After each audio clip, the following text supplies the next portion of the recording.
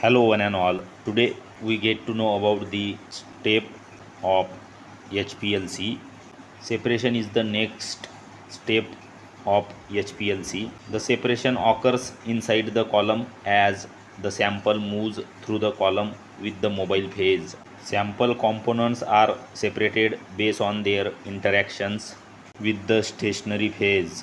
The separation can be done by using characteristics of the compounds like polarity, charge, and molecular size. Compounds that have stronger interactions elute later, while the compounds with weaker interactions elute first. This difference in the movement and retention time separates the sample components, which are detected and analyzed.